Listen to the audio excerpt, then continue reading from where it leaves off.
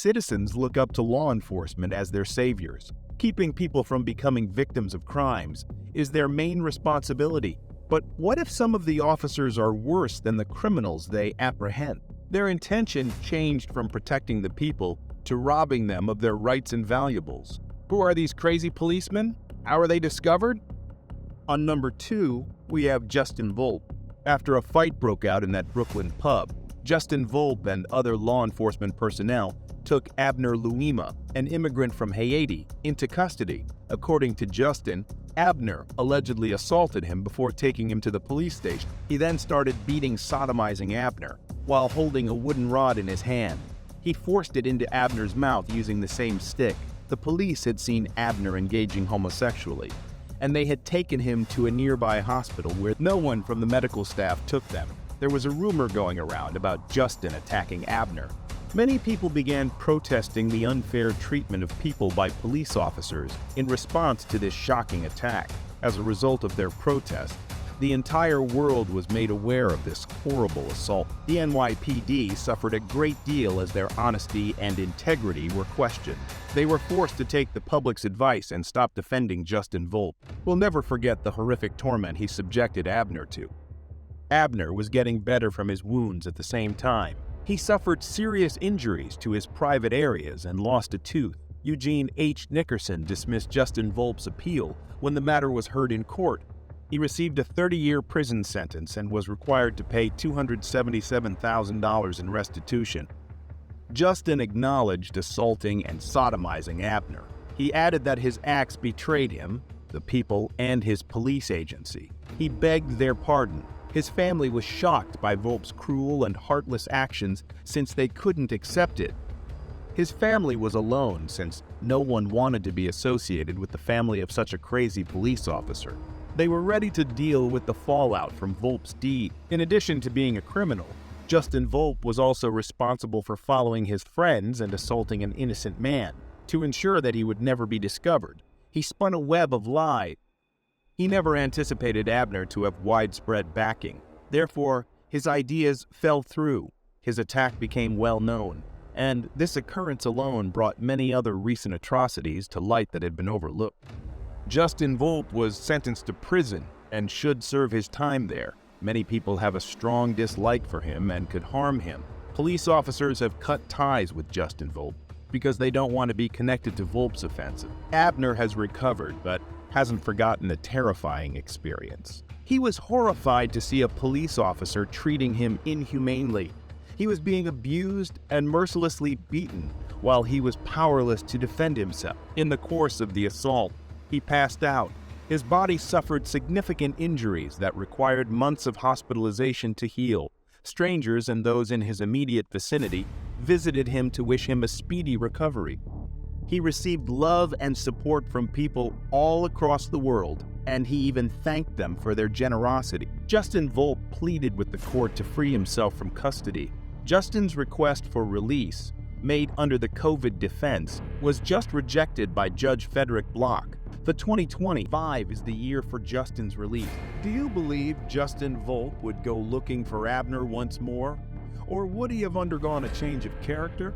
On number 2, we have Christopher Dorner. Among the Los Angeles Police Department's officers, Christopher Dorner was well known. From a young age, he had always dreamed of becoming a police officer, and when he joined the force, his dream came true. He received an excellent grade when he earned his degree from Southern Utah University. In addition to having a spotless record, he had served in the military, but when he joined the police, things started to go south after a while. As soon as Christopher unintentionally fired fire and hurt a recruit physically, he started hearing awful things. Additionally, he had a bad relationship with the authorities. He also said that a field training officer had physically hated a suspect who was mentally ill. Everyone turned against Christopher when the police demanded an investigation. Neither victims nor witnesses were present. Everyone came out against the accusation, and Christopher was greatly upset by this. Christopher was described in the investigation report as a liar who was unqualified to work as a police officer. It was too much for him to handle that he had been fired. Everyone forgot about the incident as the years went by. The lives of the police officers continued. There was also Christopher Dorner, though. He lost his credibility after being fired from his dream job. He received the label of the big liar. He kept playing back the incident in his head. In 2010, he appealed the LAPD's ruling, but nothing was done to help him. When we look into his private life, we discover that his ex-girlfriend Ariana Williams had negative things to say about him, and had even gone so far as to warn others about his actions. Because of this, Christopher was unable to maintain a respectable lifestyle, and his daily activities were disrupted. People began to avoid him, making fun of him behind his back. He was excluded from all family events and was abandoned by his loved ones. He developed symptoms of depression and began to feel mentally unwell. To clear his identity, he claimed that the LAP was out to get him.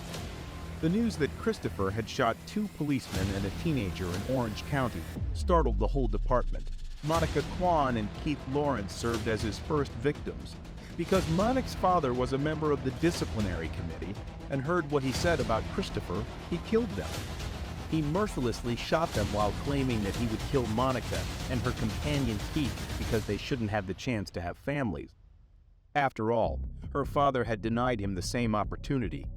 Authorities learned of the incident and began defending the families of the police officers who had a negative relationship with Christopher Dorner. He had written a manifesto in which he vowed to exact revenge violently on those who had killed him and his potential like. More police officers were targeted by him as he continued to fire, and the authorities offered a reward of more than $1 million for Christopher's safe return. A little town called Big Bear Lake was located east of Los Angeles. There, Christopher was discovered hiding. When the cops arrived, they discovered the condo's owners bound and gagged. They learned that Christopher departed in their vehicle when they inquired about him. He was located by the police, but fled after shooting a sheriff. The police attacked him with a tear gas bomb when he managed to find another hiding place. They did this, and it caused a great deal of havoc since Christopher was inside and the building caught fire. They heard a gunshot after a short period. Christopher killed him, and his corpse was consumed by the flames. The medical crew located his body as soon as they arrived. No one who wasn't a member of the police force was harmed by Christopher. He followed the manifesto exactly as it was written. For wrecking his life, he slaughtered police officers and their loved ones. He believed that because they were the true liars. The tale of Christopher is unsettling because this psychotic police officer had a fascinating past. Many people showed up in Christopher's defense because they agreed with what he did. Facebook groups were created, and many individuals joined to defend Christopher and his misdeed. They may be able to relate to the crimes committed by police personnel and the delays in justice brought on by the dysfunctional police department structure. Many of them had experienced injustice, and when they learned how Christopher intervened, when the Los Angeles Police Department learned of the enormous support Christopher had, they were astounded. They never imagined a criminal cop would have this much love and adoration. The majority viewed the police officers as villains. According to psychologists, Christopher Dorner is a police department product. They unintentionally produced a monster. He lost his mind for several reasons, which drove him to perpetrate all of these crimes. He will always be a murderer, no matter what, just that we now know more about his motivations for committing all of these crimes. What do you think about the story of Christopher? Do you think what he did was right? Let us know in the comments.